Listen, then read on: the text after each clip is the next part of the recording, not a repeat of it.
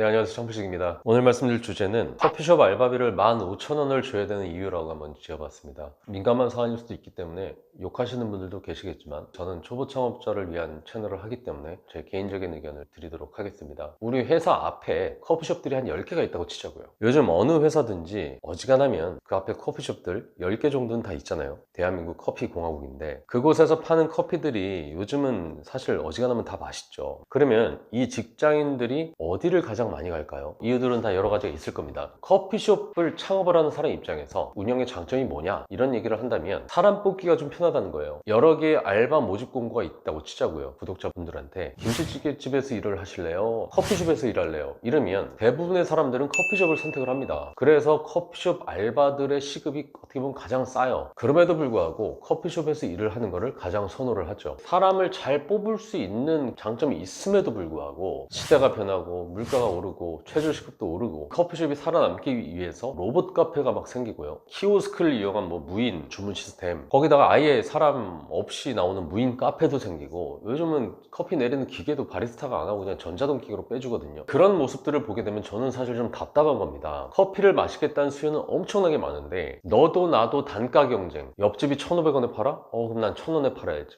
1,500원에 팔아서 이윤을 남겨야 되니까 정말 사람 안 쓰고 키오스크 갖다 놓고 전자동 기기 갖다 놓고 알바비는 줄여야 되니까 거의 쥐어짜는 창업을 하는 거죠. 근데 재밌는 거는 정작 소비자들은 내 마음에 드는 곳으로 간다는 거예요. 커피 맛은 저기가 좋아, 그래서 무조건 저기로 가야 돼. 요즘 이런 사람들 많지 않잖아요. 그냥 발길이 이끄는 곳으로 가는 겁니다. 그 발길을 잡는 커피숍 사장님들은 따로 계세요. 그리고 그들은 유유히 돈을 법니다. 남들보다 비싸게 팔면서도 왜 그곳은 바글바글할까? 바로 그 커피를 주는 알바생이 엄청 이뻐요. 알바생인지 직원인지 사장인지 이건 잘 모르겠지만 남자만 이쁜 여자 좋아하는 게 아니에요. 여자들도 이쁜 여자 좋아합니다. 그리고 지나갈 때마다 그렇게 이쁜 게 보이니까 자연스럽게 발길이 그쪽으로 가는 거죠. 이쁘다고 해서 그걸 뭘 어떻게 해보려는 게 아니라 그냥 발길이 가는 걸 이거 어쩝니까? 알바인지 직원인지 사장인지 모르겠지만 그 이쁜 사람은 손님이 오면은 매우 활짝 웃어주는 겁니다. 그리고 옆집에서 1,500원에 한 잔 팔 때 이 집은 한 2,300원? 2,400원? 요 정도 받는 거죠. 1,000원, 1,500원 이렇게 더블로 비싸면 안 되고 살짝 몇백 원 정도 비싼 정도의 느낌으로다가 커피 가격을 책정을 한 겁니다. 근데 왠지 더 맛있게 느껴지는 거예요. 환한 빛이 나는 얼굴에서 나오는 그 아우라와 그 커피잔을 건네는 손길, 그걸 받았을 때의 만족감, 그게 커피값 800원, 900원을 상쇄하는 겁니다. 똑같이 커피 원가가 500원 들어간다고 했을 때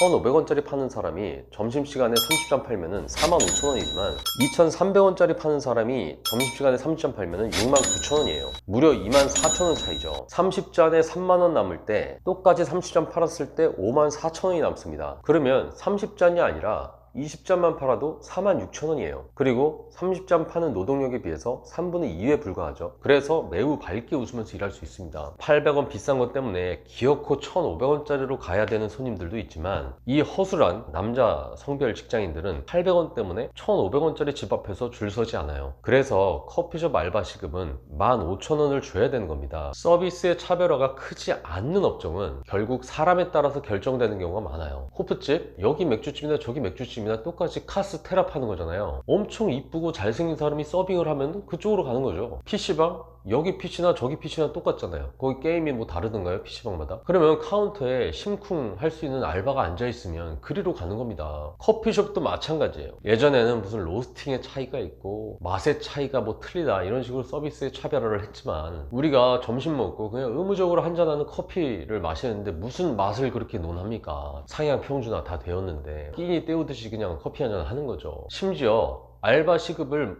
많이 올려주고 숙련도나 외모에서 힘을 바짝 주면은 오히려 자리가 좀 빠지더라도 그리로 찾아오게 할 수 있습니다. 자리 좋은데 300만원 월세 줘야 된다고 하면은 좀 빠지는 곳 가면 월세 100만원은 줄어들 거 아니에요. 그럼 월세 200만원도 줄고 100만원 남는 걸로다가 알바 퀄리티를 높였어, 시급을 더 올려줬어. 그게 훨씬 더 차별화 경쟁력을 가질 수가 있다는 겁니다. 무조건 박리담회로 남들보다 몇백 원 더 싸게 하기 위해서 로봇 갖다 놓고 무인 전자동 이런 거 갖다 놓고 알바식을 오히려 더 줄이려고 하지 말고 이쯤 됐으면 서비스의 차별화는 사람으로 풀어 나가야 된다, 이런 생각을 가지고 오히려 쿨하게 알바 시급을 올려가지고요, 나만의 손님, 그걸 좋아하는 나만의 손님을 만들 수 있는 거잖아요. 나만의 손님을 하나씩 만들어가는 것도 커피숍 창업의 한 방법이 될 수 있다는 걸 말씀드립니다. 결국에는 내용물 자체의 서비스의 차별화가 없었을 때는 내적인 차별화를 줄 수 없는 아이템이라면 외적인 곳에서 차별화를 생각을 해서 창업을 하시는 게 오히려 더 경쟁력 있고, 창업 비용도 덜 들어요. 또 와야 되잖아요. 많이 팔려면 좋은 자리 와야 되니까 권리금 임대료 또 많이 줘야 되는데, 오히려 조금 뒤로 가서 사람으로 풀게 되면 권리금 임대료가 좀 적으니까 창업 비용도 결과적으로 또 줄이면서 안정적으로 운영을 할 수 있는 방법도 있다는 것을 말씀을 드립니다. 이상 창필직이었습니다.